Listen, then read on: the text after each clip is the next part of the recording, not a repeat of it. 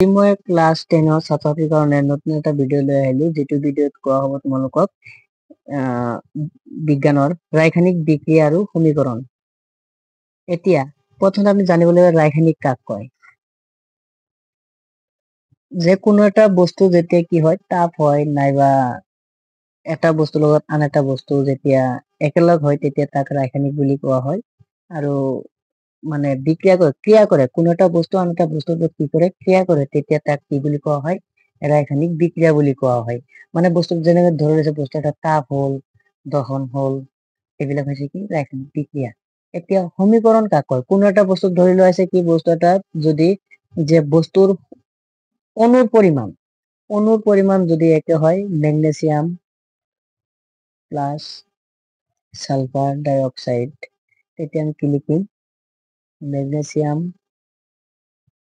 Sulphur ডাই oxide. এতিয়া একেলগ magnesium sulphide oxide বুলি কোৱা হয়, তেতিয়া তাক ৰাসায়নিক বিক্ৰিয়া বুলি কোৱা হ'ব, ৰাসায়নিক সমীকৰণ বুলি কোৱা হ'ব। এতিয়া ৰাসায়নিক সমীকৰণ বুলি কোৱা হ'ব। এতিয়া কোনো এটা বস্তু যেতিয়া কি এটা ৰাসায়নিক বস্তু এটাৰ পৰিৱৰ্তন ঘটে, যেতিয়া কোনো এটা বস্তু মানে যেনেকুৱা বস্তুটো ধৰি লৈছে বস্তু পানী এটা যেনেকুৱা আছে, ঠিক পানী যেতিয়া গৰম কৰা হ'ব, তাপ দিয়া হ'ব, তেতিয়া পানীটো কি হ'ব, ভাৱ হ'ব। তেতিয়া সেই বস্তুটোৰ পৰিৱৰ্তন ঘটিল, ঠিক তেনেকৈ বস্তুটো কি হ'ব, তেতিয়া তাক কি বুলি কোৱা হ'ব, ৰাসায়নিক বিক্ৰিয়া বুলি কোৱা হয়। এতিয়া ধৰি পানীত কিছুমান অণু থাকে। পানীত কি কি অণু থাকে আমি জানো, হাইড্ৰজেনৰ এটা আৰু অক্সিজেনৰ দুটা। তেতিয়া আমি কি কৰি লিখো, হাইড্ৰোজেন প্লাস অক্সিজেন, দুটা অণু থাকে, সেইকাৰণে হাইড্ৰোজেন আৰু অক্সিজেন দুটা মিলি কি হয়, পানী হয়। এইটো হৈছে এটা ৰাসায়নিক বিক্ৰিয়া। হাইড্ৰোজেন যদি নাথাকে তেতিয়াহ'লে পানী নহ'ব, পানীৰ বিক্ৰিয়া বুলি পানী বুলি কোৱা নহ'ব। মাত্ৰ অক্সিজেন থাকিলে নহ'ব, তাত পানীত কি কি থাকিব, হাইড্ৰোজেন আৰু অক্সিজেন থাকিব লাগে। তেতিয়া তাক সেই দুটা অণু থকাৰ কাৰণে কি হৈছে, দুটা পদাৰ্থ থকাৰ কাৰণে পানীৰ অণুৰ পৰিমাণৰ সৃষ্টি হৈছে, তেতিয়া তাক ৰাসায়নিক সমীকৰণ বুলি কোৱা হ'ব। এই চেপ্টাৰৰ পৰা তোমালোকক মানে ৰাসায়নিক সমীকৰণ আৰু ৰাসায়নিক সমীকৰণ লিখাৰ পদ্ধতি সন্তুলিত, এইখিনিৰ পৰা মই তোমালোকক 10টা মান কুৱেশ্যন লিখি দিছো, আৰু এই কিতাপৰ ভিতৰৰ পৰা 10টা মান কুৱেশ্যন লিখি দিয়া হৈছে। কেনে ধৰণৰ কুৱেশ্যন পৰীক্ষাত আহিবলগীয়া কুৱেশ্যন, ঠিক তেনেকুৱা কুৱেশ্যন লিখি দিয়া হৈছে। তোমালোকে এটা কাম কৰিবা, মই যিকেইটা কুৱেশ্যন লিখি দিছো ঠিক সেইকেইটা কুৱেশ্যন তোমালোকে কিতাপ বহি ওলাই ফাইনেলৰ কাৰণে, মেট্ৰিকৰ কাৰণে তোমালোকে সেইকেইটা কি কৰিবা, বহীত উঠাই ল'বা আৰু ঘৰত নিজকে প্ৰেক্টিচ কৰিবা। তেনেধৰণৰ কুৱেশ্যন হ'ব পাৰে। চোৱা ফাইনেলৰ কাৰণে কুৱেশ্যন কেইটা মই লৈ আহিছো, এতিয়া চোৱা। 2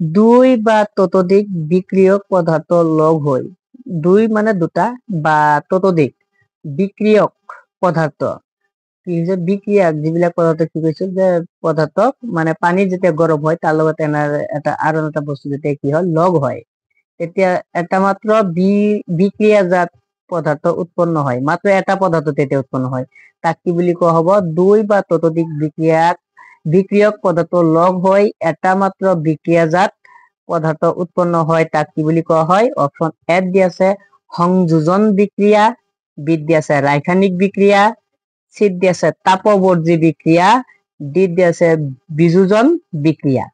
এই চাৰিটাৰ পৰা আমাৰ শুদ্ধ উত্তৰ এটা দিব লাগে। শুদ্ধ উত্তৰটো কোনটো হ'ব?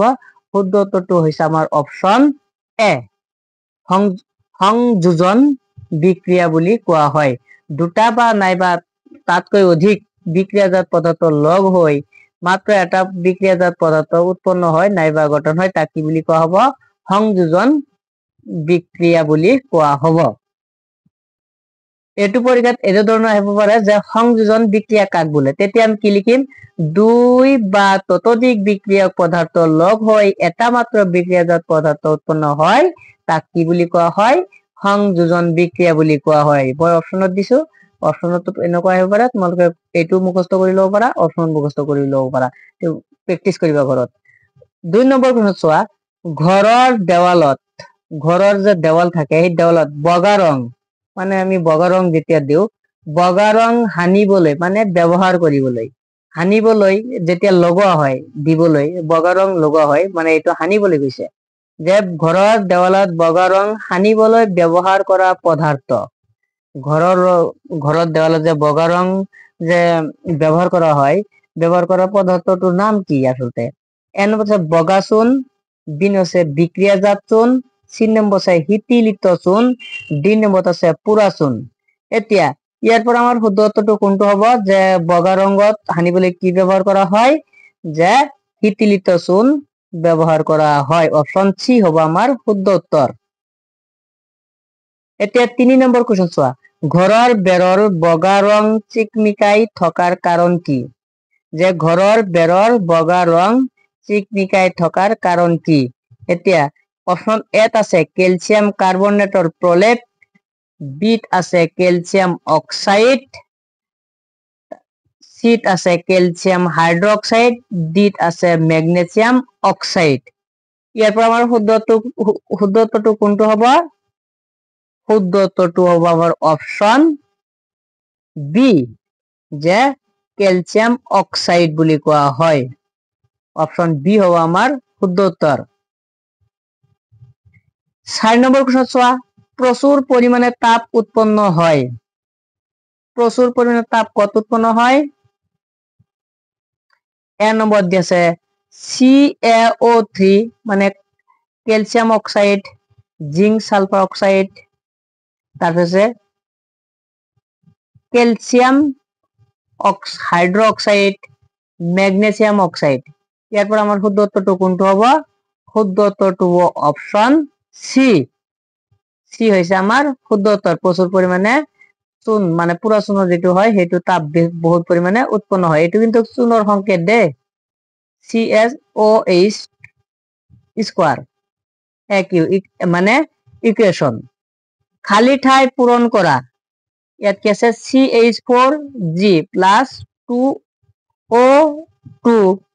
2O2 কার্সিন CO2G প্লাস খালি ঠাই পূৰ কৰিব লাগে HO2 MgO 2HO CO2।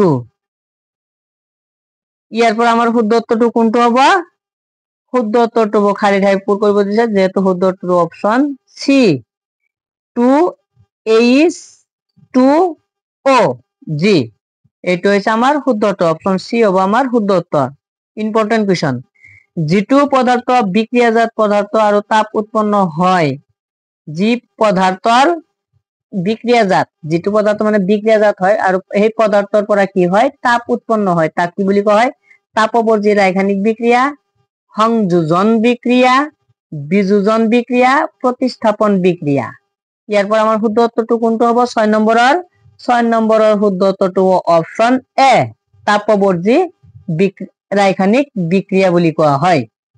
7 number question, বিক্ৰিয়াৰ শর্ত হল, বিক্রিয়ার শর্ত, বিক্রিয়ার শর্ত কেইটা হ'ব? অপশন এ দিয়া আছে 2টা, বি দিয়া আছে 3টা, সি দিয়া আছে 6টা, ডি দিয়া আছে 4টা। ইয়াৰ পৰা আমাৰ শুদ্ধ উত্তৰটো কোনটো হ'ব?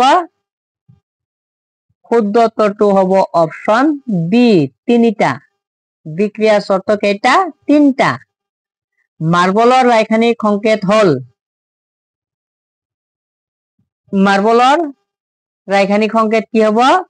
অপশন এ দিছে CaO3 CaCO3 CO2 CH4।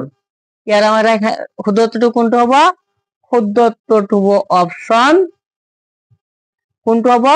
Option B, CaCO3। এতিয়া 9 নম্বৰ কুৱেশ্যনত চোৱা, ৰাসায়নিক বিক্ৰিয়া নিৰ্ণয় কৰা কাৰ্য হল, ৰাসায়নিক বিক্ৰিয়া নিৰ্ণয় কৰাৰ কাৰ্য হল 4টা, 5টা, 3টা, 6টা। ইয়াৰ পৰা আমাৰ শুদ্ধ উত্তৰটো কোনটো হ'ব?